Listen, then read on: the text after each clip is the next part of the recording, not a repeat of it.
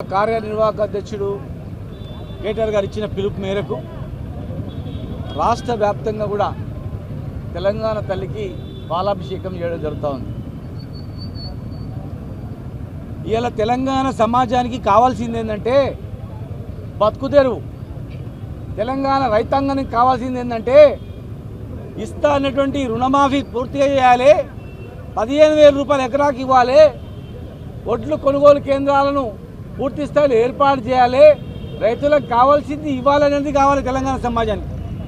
మా మహబూబ్నగర్ జిల్లా ప్రజలకు ఏం కావాలంటే సాగునీరు కావాలి, మంచినీళ్ళు కావాలి, మాకు బతుకుదెరువు కావాలి. మా తెలంగాణలో మహబూబ్నగర్లో కావాల్సింది ఏంటంటే ఇస్తున్న 2 లక్షల రూపాయలు మా యాదవులకు బ్యాంక్ అకౌంట్లో వేయాలి. మా ముద్రాజ్ సోదరులకు కావాల్సింది ఏంటంటే చేప పిల్లలు ఆ రోజు ఎట్లయితే ఇచ్చిండ్రో అన్నీ ఇవ్వాలి, కొనుగోలు కేంద్రాలు ఏర్పాటు చేయాలి, రుణాలు ఇవ్వాలి, ఆటోలు ఇవ్వాలి.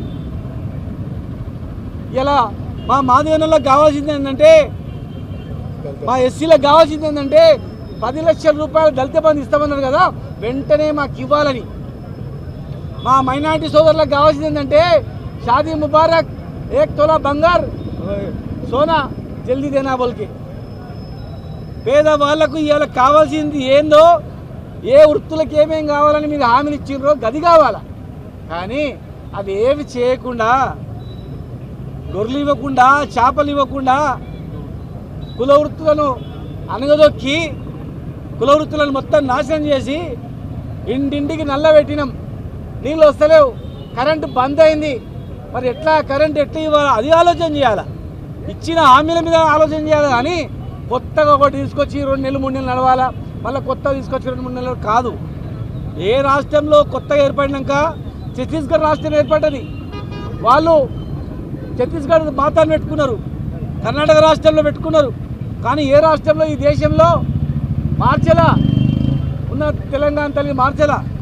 మరి ఒకవేళ మీరు మార్చిన సందర్భంలో బతుకమ్మను ఎందుకు తీసిండ్రు అడగని చెప్పాలి సమాజానికి. తెలంగాణ తల్లిలో ఉన్నటువంటి బతుకమ్మను మీరు ఎందుకు తీసేసిండ్రు, ఆ బతుకమ్మను ఎందుకు తీయాల్సి వచ్చింది?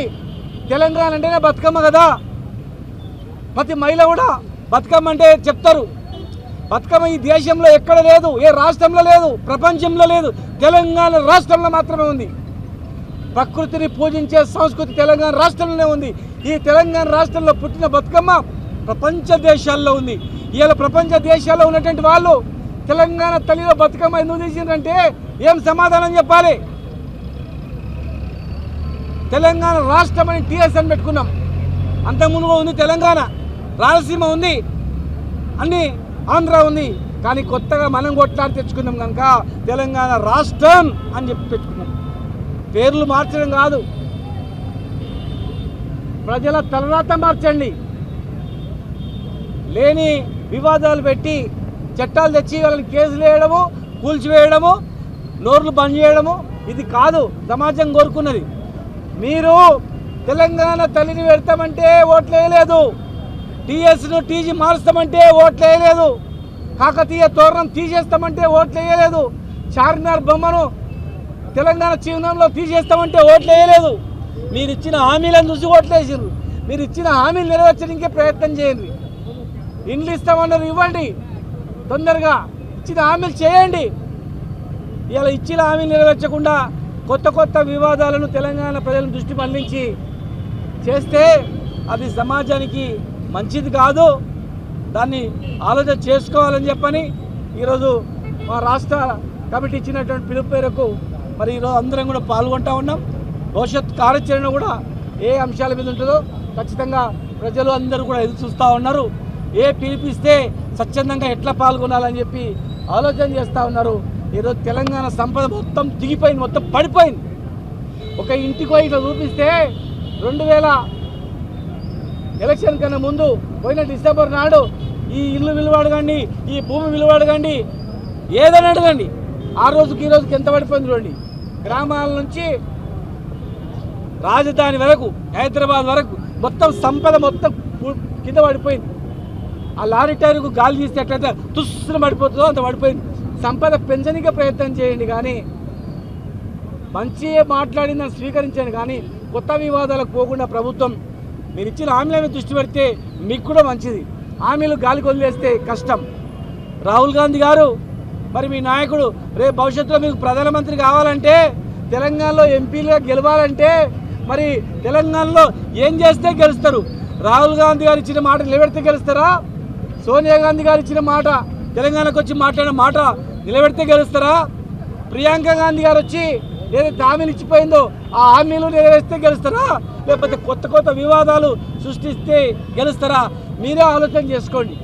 ఆలోచన చేసుకొని ప్రజల వైపు దృష్టి పెడితే మీరు ఉన్నన్ని రోజులు మీరు చేసిన పనికి సార్థకత ఉంటుంది. అంతే తప్ప వేరే చేస్తే అది మీకేం ప్రయోజనం ఉండదు. ఖచ్చితంగా భవిష్యత్తు తెలంగాణలో, తెలంగాణ రాష్ట్రం మళ్ళీ ఎలక్షన్లు పెడితే ఖచ్చితంగా అధికారంలో తెలంగాణ పార్టీ వస్తుంది. ఎవరికైనా డౌట్ ఉందంటే, డౌట్ ఉన్న వ్యక్తి మీడియా మొత్తం తీసుకోండి. మీడియా సమక్షంలో ఒక గ్రామం అనుకోండి, మీరు సెలెక్ట్ చేసిన గ్రామంలోకి ఇవ్వండి. వీళ్ళందరి సమక్షంలో రైతుల దగ్గర పోయి అడగండి, 100% మీ ఊళ్ళో రుణమాఫీ అయిందా చెప్పమని చెప్పండి. రైతు బంధు ఇచ్చిన ప్రకారం వచ్చిందా చెప్పమని చెప్పండి. రైతులను అడగండి, మహిళలను అడగండి, వృద్ధులను అడగండి. గ్రామంలో గంట సేపు ప్రయాణించండి. మీకు కావలిస్తే ఒక బస్సు ఏర్పాటు చేస్తాం. తెలంగాణ రాష్ట్రంలో ఏ ఊరికైనా పోండి, ఈ జిల్లాలో ఏ ఊరికైనా పోయి అడగండి. హిందువులను అడగండి, ముస్లింలను అడగండి, క్రైస్తవులను అడగండి. మీరు ఏం చూసి చేస్తే ఓటేసినారు, ఇప్పుడు ఏం జరుగుతుందో అడగండి. ప్రశ్నించే గొంతులను పిసికేస్తామంటే కాదది. తెలంగాణలో మరి 42% స్థానిక సంస్థల్లో రిజర్వేషన్ ఇస్తామని అన్నారు. దాని మీద ఏమైతుందో చూసుకోండి. చట్టపరమైన చెక్కులు వస్తాయో ఆలోచన చేయండి. దాని మీద చర్చ జరగండి. జనగణన ఇచ్చి గాలికి వదిలేసారు. రేపు భవిష్యత్తులో ఏమైతే చూసుకోండి. దాని మీద ఒక న్యాయ నిపుణుల కమిటీ వేసుకోండి. దాని మీద దృష్టి పెట్టండి. అట్టడుగు వర్గాల వాళ్లకు ఇలా సామాజిక న్యాయం అనేది పోయింది. బీఆర్ఎస్ అధికారంలో ఇప్పుడు 26 మంది ఎమ్మెల్యేలుగా ఉండ్రి. ఓబీసీలు ఇప్పుడు ఎంతమంది ఉన్నారు? మరి చట్టసభలో 42% ఇస్తామన్నారు. ఇస్తారా ఇవ్వరా? ఏం జరుగుతుంది? 74 కాలమ్స్ ఎందుకు దానిలా తొందర చేసి మరి చట్టాన్ని జాగ్రత్తగా మళ్ళీ ఎవరైనా కోర్టుకు వెళ్తే కూడా ఫెయిల్ కాకుండా చూసుకుంటే, మరి మీరు ఇచ్చిన మాటలు పెట్టుకున్నారు. 42% రిజర్వేషన్ ఇచ్చారని చెప్పి రాజకీయ ప్రయోజనాలు పొందడానికి ఏ అంశాలు పరిశీలించుకోండి, కానీ పూర్తి వ్యతిరేకత తెచ్చుకోవడానికి ఇంకా అనేక అంశాలు లేవనెత్తుకుంటున్నారు. దాని మీద ఆలోచన చేసుకోవాల్సిన అవసరం ఉందని చెప్పి మీ అందరూ కూడా తెలియజేస్తూ, మరి జస్ట్ ఒక మెసేజ్ల ఆధారంగానే వచ్చినటువంటి ముఖ్య నాయకులకు అందరూ కూడా పేరు పేరున